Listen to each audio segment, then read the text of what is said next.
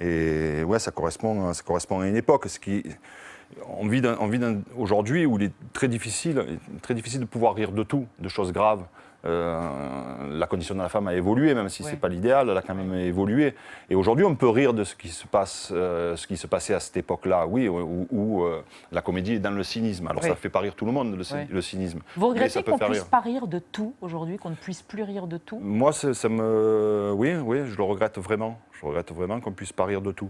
Parce qu'on s'autocensure ou parce qu'il y a trop de bien-pensance? On s'autocensure ou on nous censure, quoi. Et parce qu'on nous censure, on s'autocensure. Vous vous sentez censuré? Non, moi pas du tout. Non, mais moi je fais pas de comédie. Ouais, je fais pas rire avec tout ça. La comédie. Ouais, mais des proches, par exemple, il en existe encore quelques-uns, des gens qui disent des choses, mais ils sont de plus en plus rares. Il faut qu'ils soient vraiment courageux, quoi. Et il faut qu'ils aient vraiment du talent pour exister. Ouais. Vous pensez par exemple aux dessinateurs ou aux caricaturistes de Charlie Hebdo quand vous dites il faut du courage pour exister? Il faut du courage pour exister. Je pense pas particulièrement à eux. Je pense à tout. À plein de gens, je pense à des Dieudonné. On peut rire de tout, on n'est pas obligé d'être d'accord avec ce qui se raconte, mais on doit pouvoir rire de tout, y compris de choses très graves, quoi. Moi, qu'on condamne un Dieudonné, je trouve ça scandaleux, quoi. Voilà.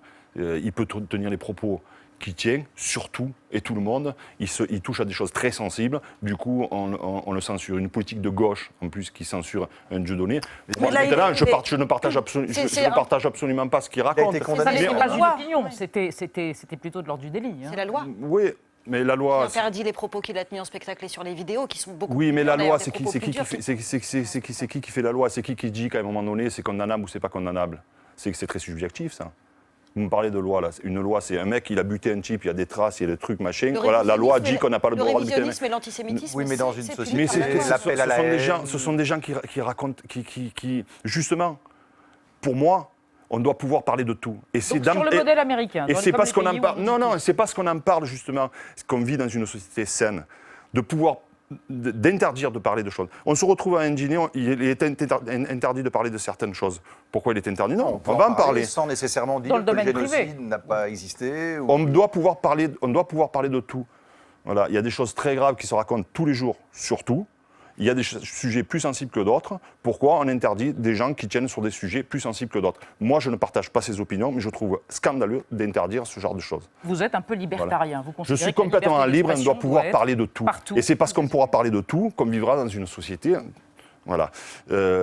Pourquoi on autorise et pourquoi il est beaucoup plus sain d'entendre un Finkielkraut et moins sain d'entendre un Tariq Ramadan? Est-ce que vous comprenez quand même qu'il faut quand même des lois contre le racisme, contre l'antisémitisme? Mais il est important d'entendre des gens qui ont une opinion sur tout. Permettre de vivre en société, simplement. Voilà, une opinion sur tout. Il est comme moi, à un moment donné, quand j'étais à Marseille, qui avait Le Pen au deuxième tour contre Chirac, on m'a demandé d'aller dans la rue pour manifester. Moi, je suis contre, évidemment, l'extrême droite. Mais je ne vais pas manifester contre dans la rue. Je ne vais pas aller manifester contre Le Pen dans la rue.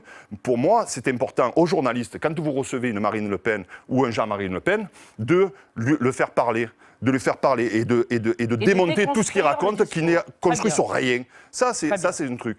Voilà.